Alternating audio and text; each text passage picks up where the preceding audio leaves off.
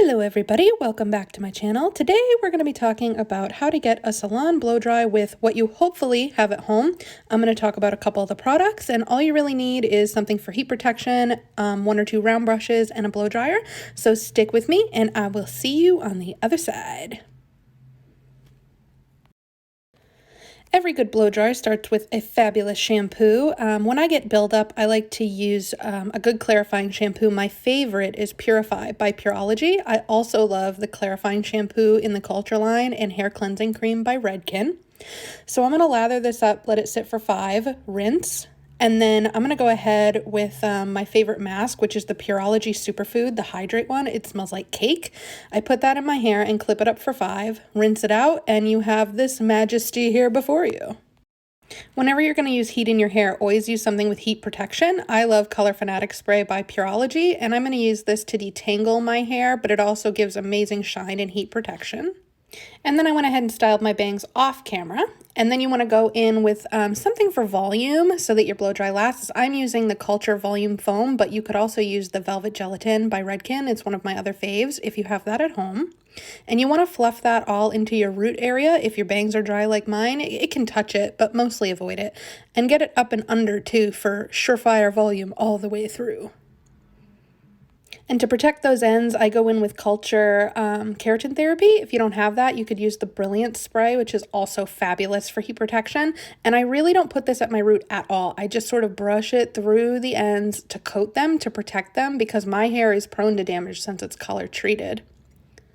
And once you get that all the way worked through, you can go ahead and start blow drying. So I have a seriously overpriced blow dryer that I wouldn't even recommend to most people doing their own hair at home.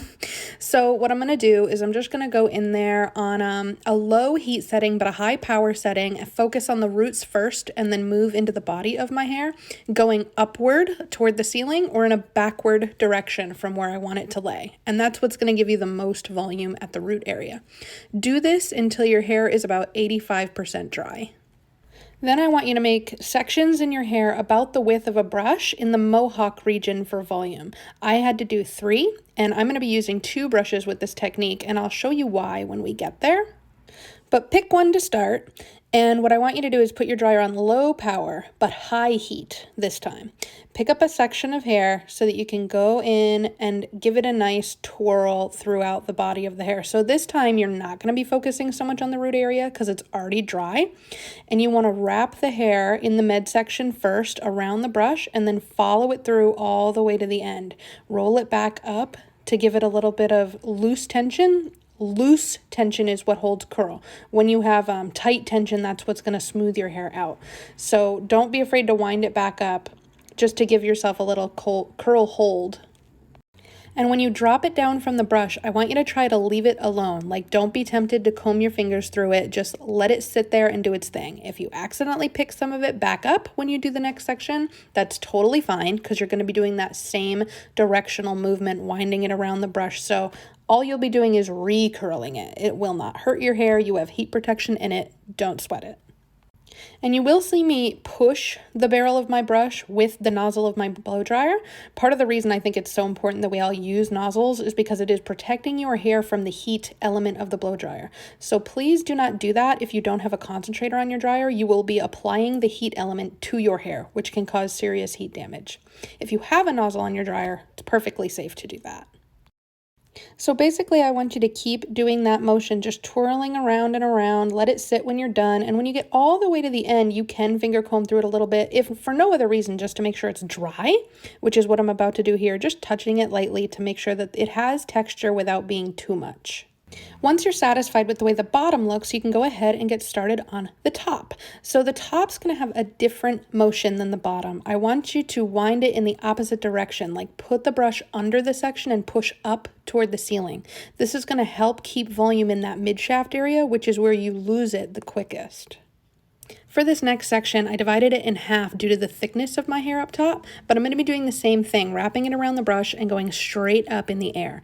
And I want you to focus on the mid shaft first, wrapping the ends around the brush, and you can start to tell when it's drying when you feel less resistance at your root area.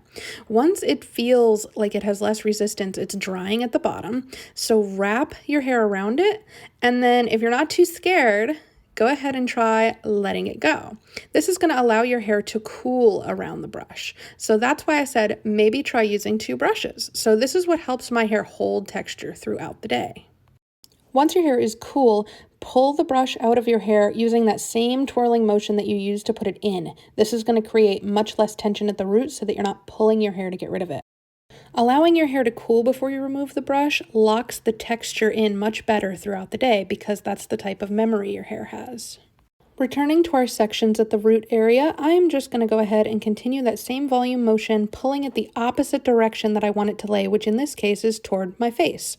Because I don't want to drop this brush down in front of my face, you can see I have one in the back, but I'm holding one out so that I don't have to drop it and waiting for it to cool. And just like the sides, twirl it the same motion you put it in and let it go. Once everything is dry and cool, flip your head over, zhuzh that root area for maximum volume, and flip back. And then just straighten it out so that everything lands where you'd like it. So that's how to achieve a salon blow dry at home. I hope you guys liked this tutorial, and I hope that it makes you feel sexy while you're quarantining at home.